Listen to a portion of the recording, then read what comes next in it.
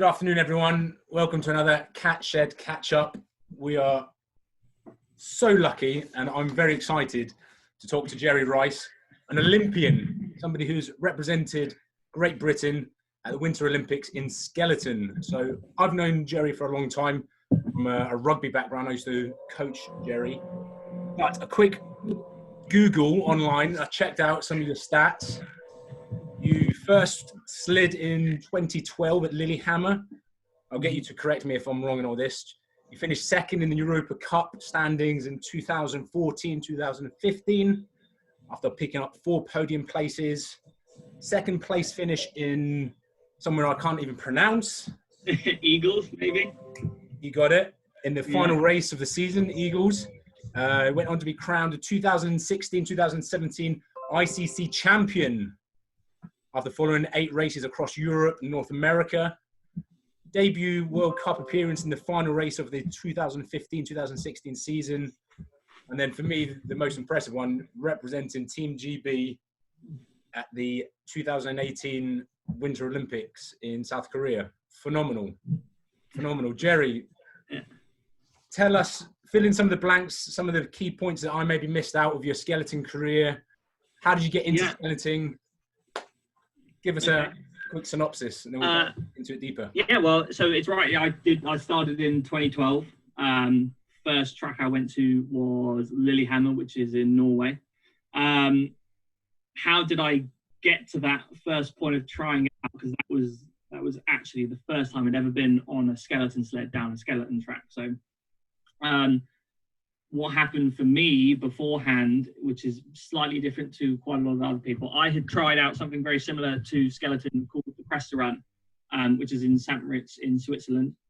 In between school and university, I basically got an opportunity to go out to Switzerland to work on the Cresta Run as just almost a runner. I did anything that I was told to do, admin, run safety, just making sure that everything ran smoothly. Say runner, not physically running, as in you were like T-boy, go and get the printer, take out the rubbish, do all those odd and sods jobs. All the odd jobs, which was obviously a great opportunity. So I took that, and while I was out there, I was able to actually what they called it riding when on the Cresta Run. So I was able to ride the Cresta Run for an entire season, and obviously being able to do that gave me a sort of a little bit of an insight because the Cresta Run is right across the road from the St. Moritz Bob Skeleton track. So when you're there, you kind of get engrossed in this world and you start to learn a little bit about the sport, even though they're technically different sports. After a season of doing that, so basically someone said to me, you know what, Jerry, you're quite good at this. You should have a go at the real thing. You might be able to go to Olympic Games. So got in contact with British Skeleton after my season out in Switzerland. And they basically said, come down to Bath University. And we'll do some physical tests and find out, what you're made of and see if you've actually got any of the attributes required. So the main things they look for are basically speed and power. So we did things like a standing long jump, 30-meter sprint. What else? Vertical jumps. And they obviously took all our testing scores. I think I was really average, if I'm honest. I didn't take training or physical fitness all too serious. I was sporty, but, I didn't train for anything. But I think I got through this by the skin of my teeth, at which point they said, okay, we're willing to put you on a sled and we'll send you out to Lillehammer. And that's kind of where it all began. Because I had already been on something very similar to skeleton, I picked it up a little bit quicker than the other guys I was out doing it for the first time with. And I was accelerated from what they would call the talent program, where you slide. So in skeleton, we call it sliding, not riding. You slide, but you don't compete. And actually I was accelerated and they said, you know what, you're going to compete in your first year, which was a bit of a test for me. But obviously that was a great opportunity, so I went for it. And yeah, I ended up doing my first race season, 2012, 2013. It went really, really badly. I had some pretty awful equipment, which is very important. But once again, from that, learning quickly, progressed quite quickly, and yeah, 2 years later, that ended up being quite competitive on the Europa Cup circuit, which is the first tier, I guess you would say, if you had Premiership, Championship, League One. That's where Europa Cup is, and it's filled with a lot of youth athletes, so guys who are under 21, and yeah, novices and people who, it's still an international standard, and the guys who are at the top there are still very good, but it's another jump up to the next circuit.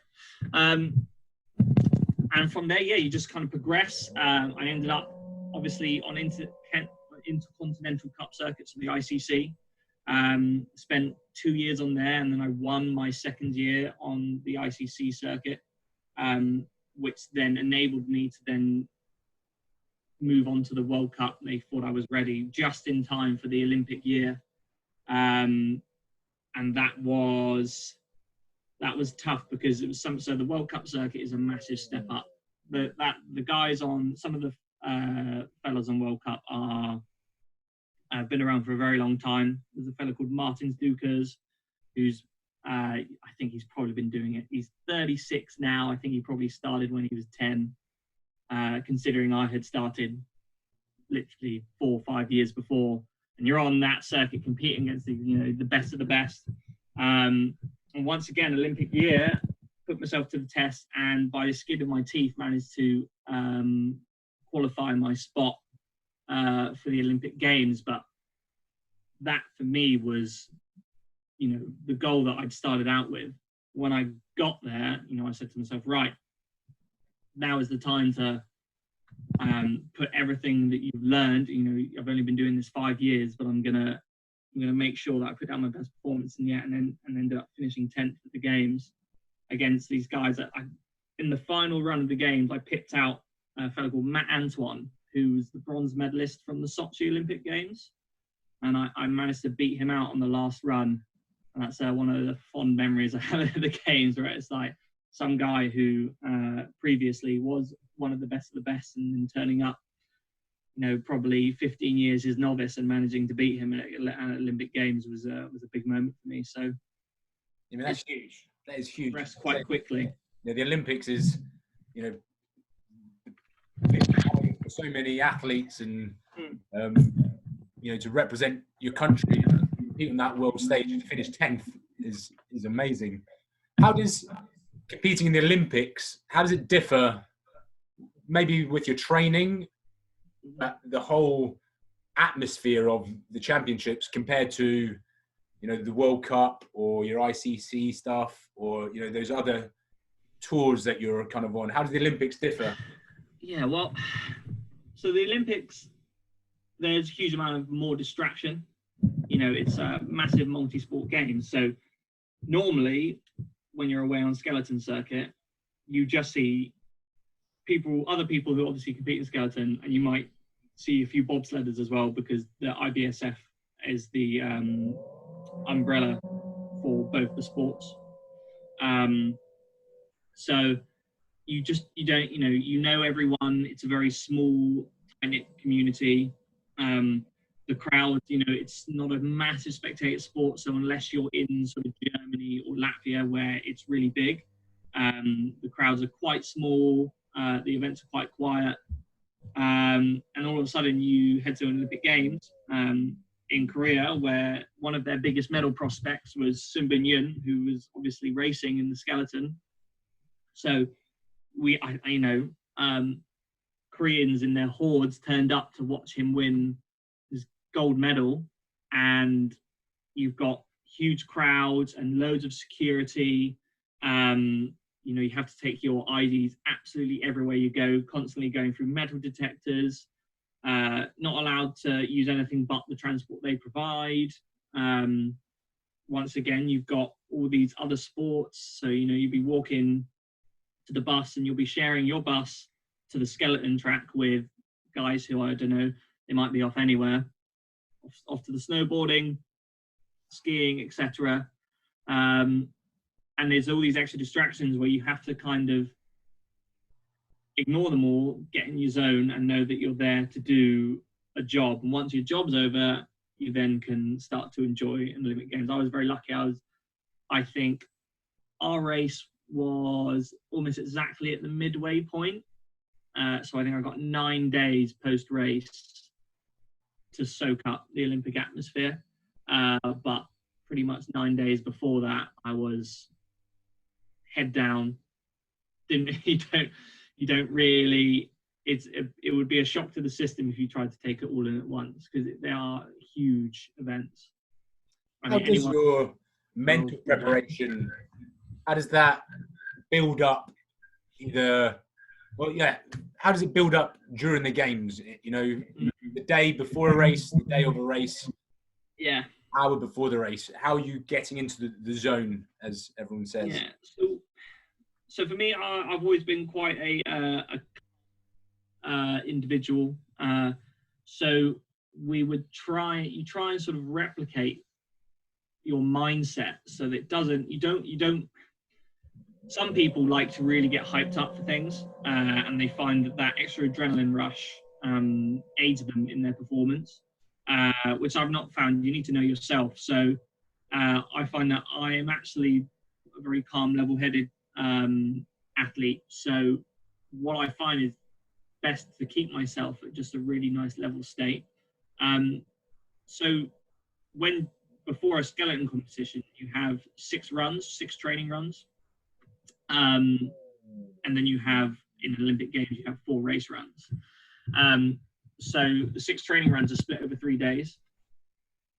So you kind of would turn up to training day 1, or I would anyway, in the same manner that I would plan to turn up on race day, because that repetition and that preparation every single training day helps you just get into that rhythm, and it makes everything so much easier for me. I would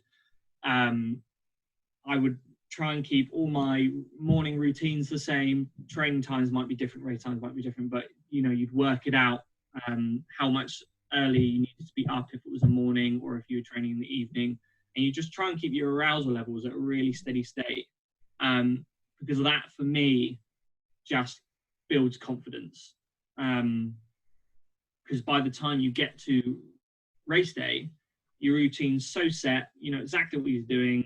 I felt like nothing can shake you. I think race day for the games, our transport actually ended up leaving slightly late, which is one of those things where some people would panic about.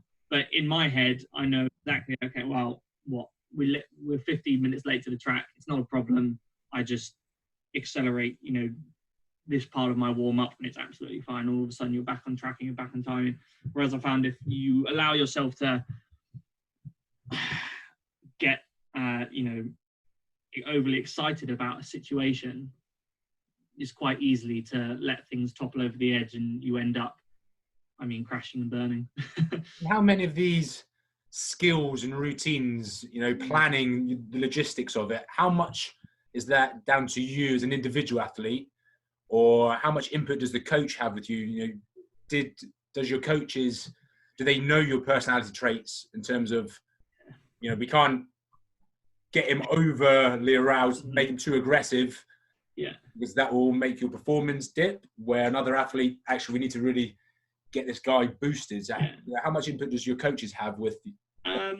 It depends on the athlete again, but I have a pretty close relationship with my coaches. I find, so obviously we have sports psychologists who we have access to. However, I actually end up having a much closer relationship with my S&C coach and my sliding coach. And those tend to be the guys that I end up going to with any problems, thoughts, ideas I have, and we talk it over. And I like to have, in-depth conversations with them about, it might be performance related, it might just be personal, it might just be a catch up, but that kind of connection with your coach is really important. And and it's definitely useful when you end up at Olympic Games or wherever at the peak of your sporting career, and being able to just rely on your coach to just know exactly what you need. So yeah, all my coaches know that I'm a pretty level-headed athlete, and it's simple things like some people wouldn't know whether they can talk to you during your walk routine, and my coaches would all know that when I've got my headphones on and I'm in so when I go for my walk routine, I have a really intense bout where I get my heart rate up and I get my body temperature up. I'm trying to get everything sort of as hot and as possible, because heat helps increase my my power output. So during that phase, probably best not to talk to Jerry, let him get on with it. However, any time in between that, even from when I finish that to when I'm walking up to the block to start, sure, just, if you want to chat to me, and if I don't want to talk to you, I just won't. And it's that level of understanding, which is really, really good. And in British Skeleton, we try and make sure that, so my coaches know me really well.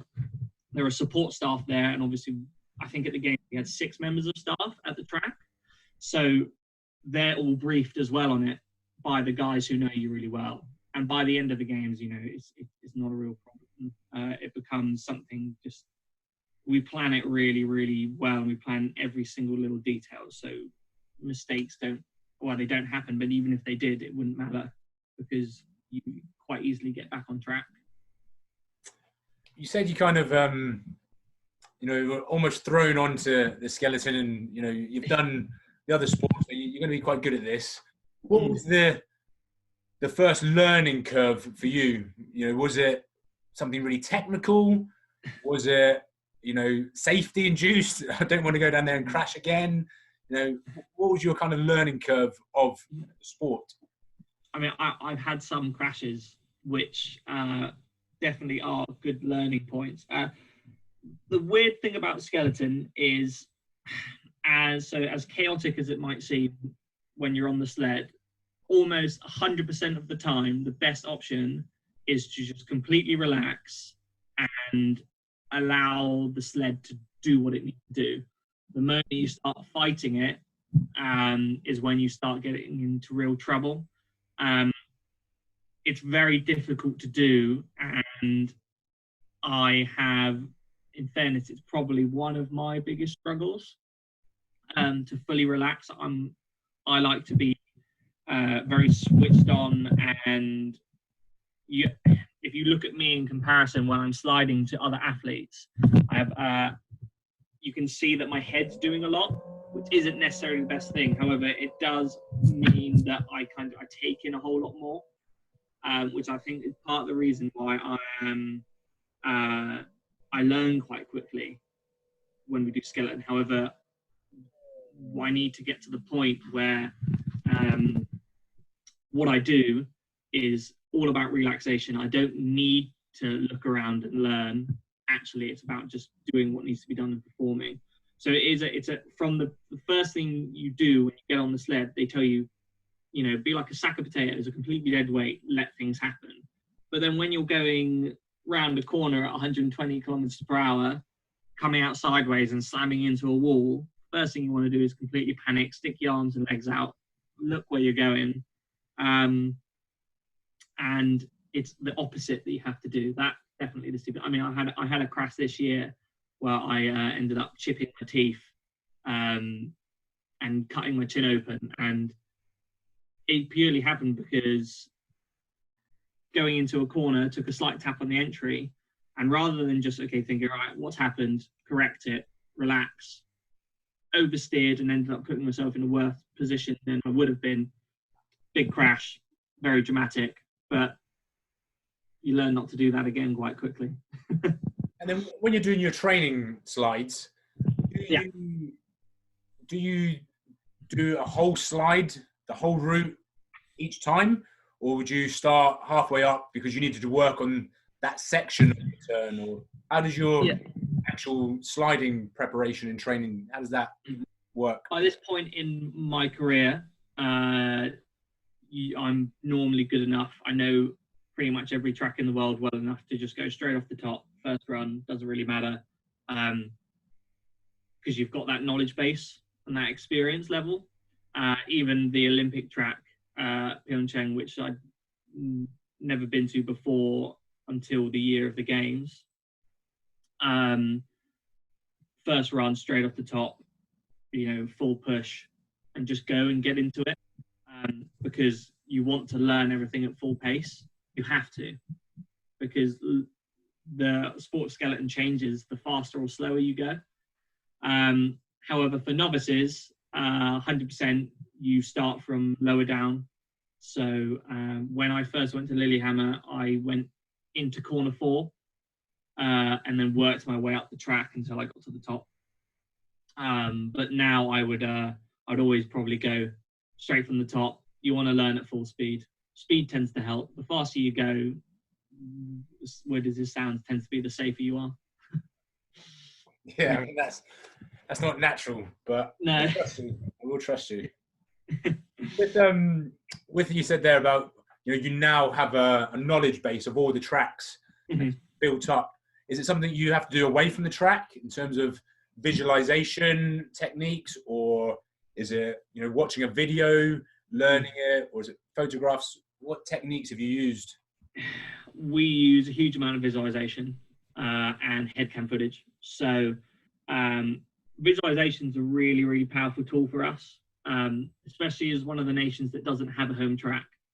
So for instance, the Germans have 4 skeleton tracks. So the amount of sliding they can get done is, well, I mean, I might do 200 runs in a year max, whereas a German might do 1,000. So you're trying to, and obviously, and I started at, let me think, 21, whereas a German starts at 12.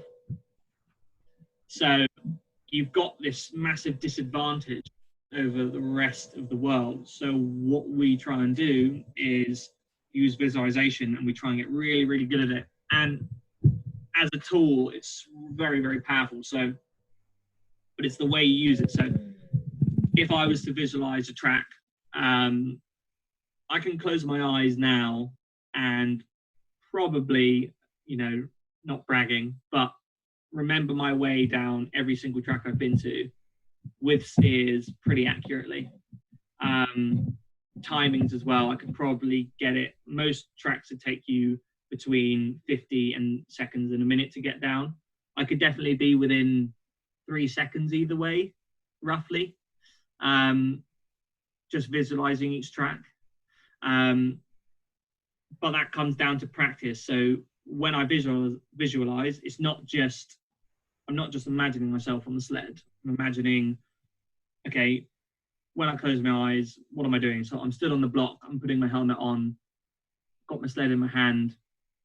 I'm listening for the noises. So most tracks have a siren at the top. So you imagine the noise of the siren going off, which says the track is clear. Green light goes, put your sled down. Little things like the noise of your spikes on the ice, something really distinctive that really helps you sort of get in the zone. Not just imagining the ice, but imagining, let's say, the spectator stands on the right-hand side of the push start, things like that. And when you're on the sled, you're not just imagining what you're doing, you're imagining what it feels like. What if it goes wrong?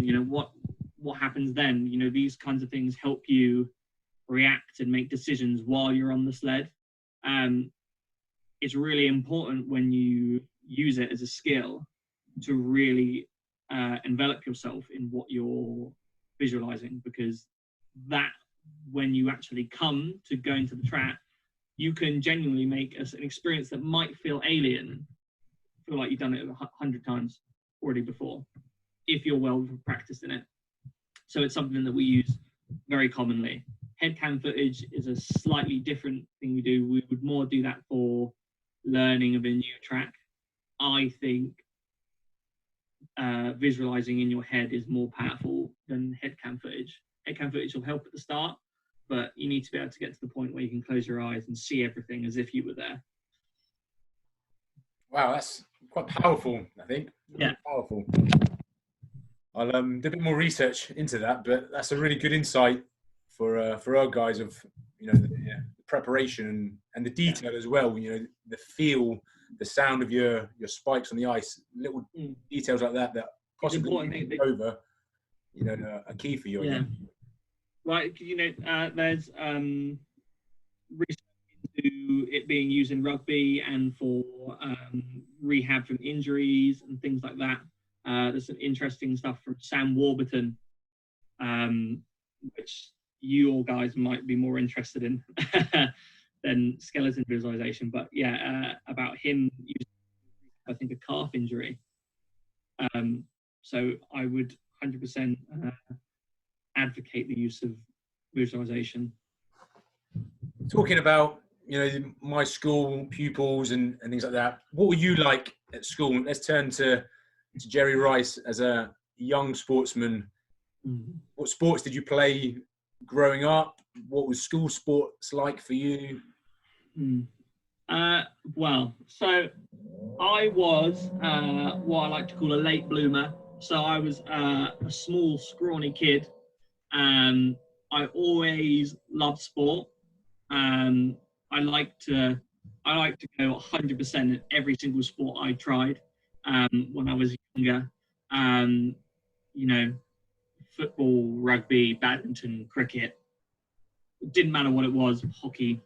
If it was competitive, I really wanted to try my best. And growing up through school, and like I said, being one of the smaller children, I found that the extra effort would always help me out. And especially when I started rugby at, let me think, I must have been 13. I remember one of my first games I played against Saracens Academy team, some friendly match.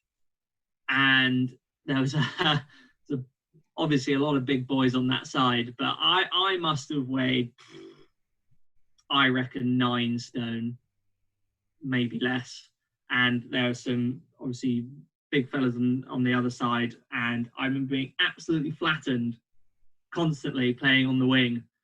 But that was one of the experiences that said to me, all right, I'm going to have to think about a different way of doing this. And that kind of mindset, I definitely helped me as I got older. And then eventually, when I started to grow up a bit more and catch up in size and strength and speed, it definitely helped me in my later sporting career with rugby. And I think that's something that is definitely worth reminding yourself that, if it doesn't necessarily seem like you're any good at something now, you can always practice, you can always get better. And obviously with the steep learning curve I had with skeleton as well, that's definitely aided me as well. But I always loved just anything active, anything sporty. I was massively into it. I was good at it as a kid, and then through my teenage years, I fell behind quite a lot. But everything came back in the end, and by the sort of 17, 18, 19, I started to get good again, fast again, strong again, and everything came back to me. And like that, I've now ended up in this position. So I wouldn't change it. If you could talk to a 10-year-old Jerry Rice, then I'll ask the same question for a 15-year-old and an 18-year-old Jerry Rice. What would be the 3 bits of advice? So a 10-year-old, you said scrawny, little 10-year-old Jerry Rice. What would be the one piece of advice you'd say to him? Looking at where you've achieved, where you've got to now. Yeah. As a 10-year-old, I remember I loved doing sport. You couldn't really tell me there was a better way to do anything. So if I had my way of doing things, I would often stick to it. And if you tried to coach me, I'd be like, well, no, this is way better. If I do this, I can throw it faster, harder, run faster, etc. If I was to talk to a 10-year-old me, I probably wouldn't listen to me. But I would say, maybe consider that other people might be able to help you. And they might be able to aid you and help make you get better if you listen. And then what about, I said 15, but let's go a little bit older. Let's go 17-year-old Jerry Rice.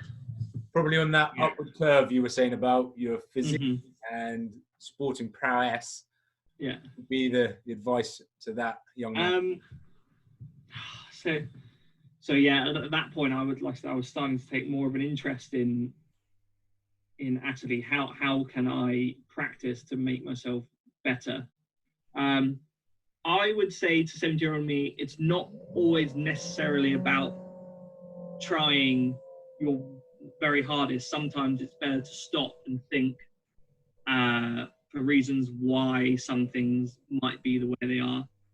At that point, as I was, like I said, I'd always been really small and light and struggled physically to keep up. So I would just, 100% gun ho at everything before thinking about it.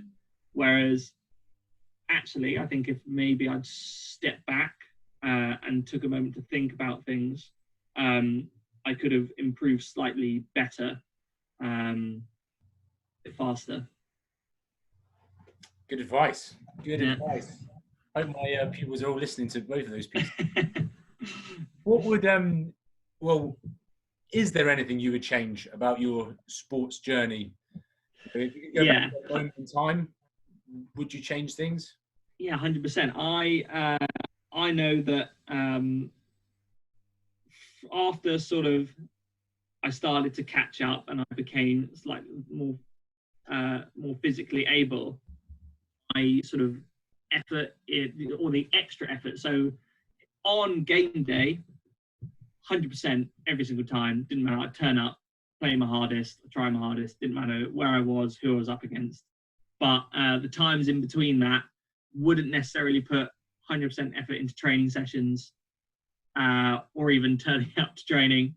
My attendance would drop. So I would definitely change my work ethic, sort of, I would say, from the age of 18 to 21, because when I got my opportunity in skeleton, I suddenly changed and said, right, I'd always wanted to go to an Olympic Games or to play at the pinnacle of the sport. And that was my chance, and I saw it, I grabbed it and I took it. But those 3-4 years, there was definitely some questionable decisions I made in and around training. So for sure, I think that's something that I would change. Yeah, I can certainly remember you as a young man, maybe not attending training. And like you said, on game day, I can recall certainly 2 of your tries. Blistering pain, power, and then you tear your hair out because you put plans in place and you're not there on Tuesday night. But hey, I know. You're destined for bigger and better things than my rugby team. So phenomenal. Phenomenal. What or who inspired you as a young athlete, or going back even younger? What inspired you to play sport and then to live the dream of going to the Olympics? Yeah. Let me think. My sporting idols. Well, I was, as a rugby fan, my Jason Robinson was one of my sporting idols. Once again, one of the smaller guys. So that was something that I always saw. Like, I saw a little bit of myself in him. I also played fullback, and he played fullback, and there was that little connection that I saw there a little bit. So, and I saw the way he sort of did it, and like I said, it didn't have to be the biggest, but made it work nonetheless. And obviously is one of the greats. Other than that, I can't really think of any particular sportsman that made me. I just like. I mean, my dad was really sporty, so was my older brother, and my sister as well. So and my mum, the whole family. So I really just wanted to be, as good as I could be. So whenever I heard about my dad or my brother or my mum and sister doing anything in sport, I wanted to do it, and I wanted to do it better, if I'm honest, because I was competitive that way. And I think that's mainly where the drive came from, just seeing it and wanting to do it, if I'm honest. So now we're in lockdown.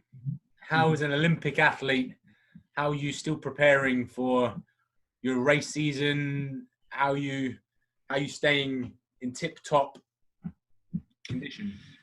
Well, I mean, with difficulty, doing my very best. I mean, one of the main things found. So training sessions are what they are. I head out every single day for a few hours and get my training session done.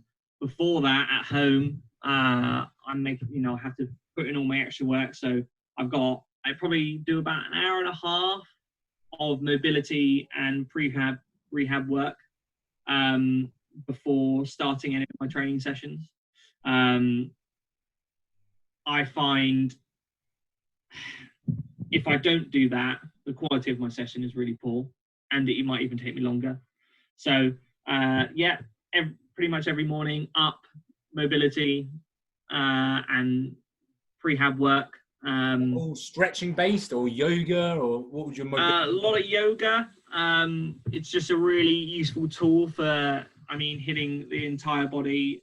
I have issues with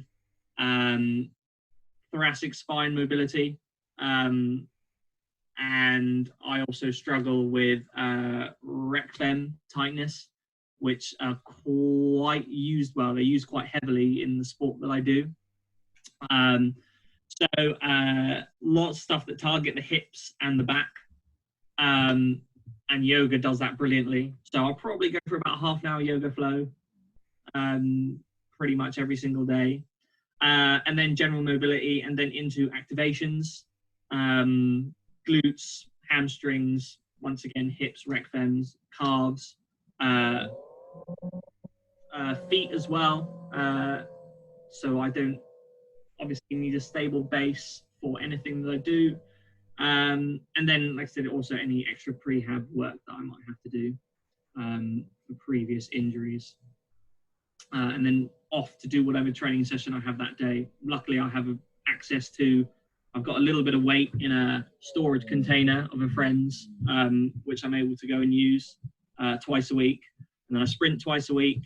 And then I kind of have a conditioning day where obviously not all about lifting heavy, more about reps, getting the heart rate up. And then I'll have a day where I spend a bit of time just working on, I said, more mobility, not necessarily a down day, but I do a 7-day training week, just have I don't have a full day off any day. Just works best that way. Cool. Tell that to the old Jerry Rice. I know. I love days off. Phenomenal. Jerry, I'm very conscious of time, so I'm going to... I would love to keep talking to you. I found this so fascinating, delving into your brain and what's, made you tick and made you get to be one of the top skeleton athletes in the world. Phenomenal. I've got my child coming in the door now. That's a great excuse for us both to say goodbye. Yeah. Give to one. 14 weeks, did you say? 14 weeks, yeah. Give her some cuddles. Some big cuddles. Stick her in the camera real quick. Look at this little bundle of joy. I know. Beautiful. Yes, I know. And doesn't sleep a wink in the day, but sleeps 9 hours overnight. So. Perfect. That's what you need. Very huge thank you for your time. Like I say, I've genuinely enjoyed catching up with you and delving it's been good, mate. How you've got to where you've got to, and let's not leave it so long for the next catch up. We want to find out where you're going to get to. Where's the next? Yeah. Where's the next task? It'd be good to do it again. Jerry, thanks very much. Really appreciate it. Take care. Pleasure.